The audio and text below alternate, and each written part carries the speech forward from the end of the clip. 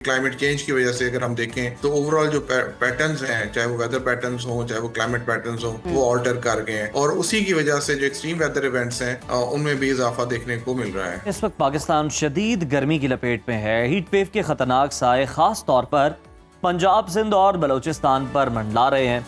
महकमे मौसमियात ने यह खबरदार किया है कि 12 जून तक मुल्क के मुख्तलिफ इलाकों में दर्जे हरारत मामूल से 4 से 7 डिग्री तक ज्यादा रहने का इम्कान।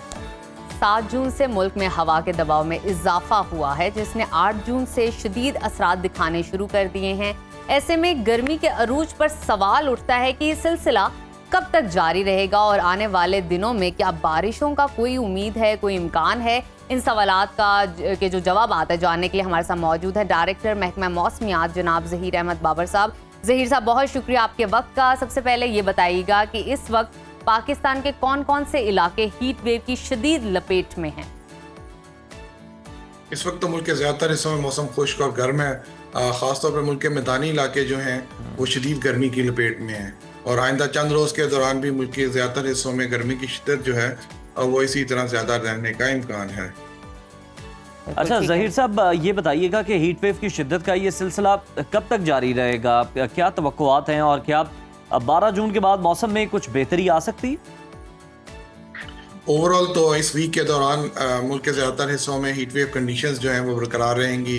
ख़ासतौर पर पंजाब और सिंध के मैदानी इलाके, बलूचिस्तान के जो वस्ती इलाके हैं, इन तमाम इलाकों में हीट वेव कंडीशंस जो हैं वो बरकरार रहेंगी। ओवरऑल अगर देखें तो मिड जून तक जो है वो गर्मी की शिद्दत में इजाफा रहता है और फिर मिड जून के बाद फिर थोड़ी सी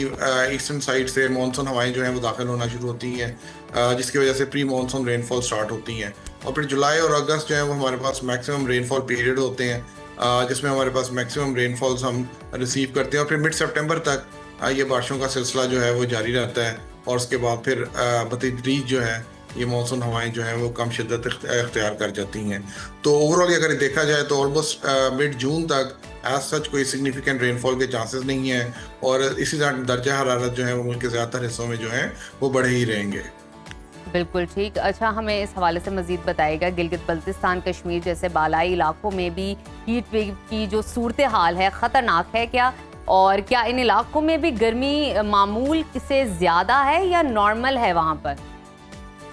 मुल्क के ज़्यादातर हिस्सों की तरह जो मुल्क के पहाड़ी इलाके हैं, जिसमें कश्मीर के ज़्यादातर इलाके हैं, गिलगित बल्तिस्तान के इलाके हैं, खैबर पख्तूनख्वा के बालाई पहाड़ी इलाके हैं, इन तमाम इलाकों में भी जो दर्जा हरारत हैं, ख़ासतौर पर दिन के दर्जा हरारत जो हैं वो मामूल से बढ़े हुए हैं और वहाँ पे भी जो गर्मी की शिद्दत है उसमें इजाफा हुआ है। लेकिन फिर मिड जून तक 12 के बाद इन इलाकों में ख़ासतौर जो पहाड़ी इलाके हैं इनमें कुछ थोड़ा बहुत रिलीफ जो है वो मिल जाएगा, लेकिन मैदानी इलाकों में सच फ़िलहाल अगले 3 से 4 रोज़ के दौरान कोई ख़ास सिग्निफिकेंट रिलीफ मिलने के चांसेस नहीं है। बिल्कुल ठीक है। ज़हीर साहब, ये भी बताइएगा कि कराची और साहिली इलाकों में मौसम कैसा रहने वाला है, क्या वहाँ पर भी हीट वेव के असरात मौजूद हैं? अब कराची और इसके गिरदोनवा में भी टेम्परेचर जो हैं वो बढ़े हुए हैं, लेकिन सच इतने सिग्निफिकेंटली अभी टेम्परेचर राइज नहीं है और क्योंकि सी ब्रीज जो है वो शाम के वक्त किसी हद तक सेट हो जाती है, जिसकी वजह से टेम्परेचर जो हैं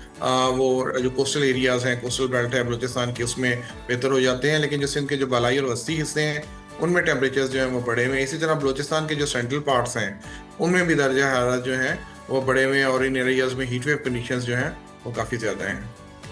अच्छा, हमें इस हवाले से भी आगाह कीजिए कि जनूबी पंजाब और अंदरून सिंध में दर्जा हरारत गैर मामूली तौर पर बढ़ गया है और क्या ये जो बढ़ा है ये मौसमियाती तब्दीली का नतीजा है या इसके अलावा कोई और रिजल्ट भी है, कोई और भी कॉन्सिक्वेंसेस हैं? देखिए, वैसे तो मई और जून जो है वो हमारे पास मिड जून तक टेम्परेचर्स जो है वो बढ़े हुए होते हैं और हीट वेव कंडीशंस जो हैं वो डेवलप हो जाती हैं, टेम्परेचर्स जो हैं वो नॉर्मली हाई रहते हैं। लेकिन पिछले चंद सालों से हमने ये देखा है कि जो हीट वेव कंडीशंस हैं वो ज़्यादा प्रोलॉन्ग हो रही हैं, उनकी इंटेंसिटी में जो है वो इजाफा हो रहा है और उसी तरह जो एरियाज़ जो हैं जिनके अंदर हीट वेव्स वगैरह आती हैं, चाहे वो हीट वेव्स की सूरत में हो, डस्ट स्टॉर्म्स की सूरत में हो, कोई भी एक्सट्रीम वेदर इवेंट्स हो, तो उनकी फ्रीक्वेंसी में जो है वो हम इजाफा देख रहे हैं। तो ये सारा कंट्रीब्यूट कर रहा है।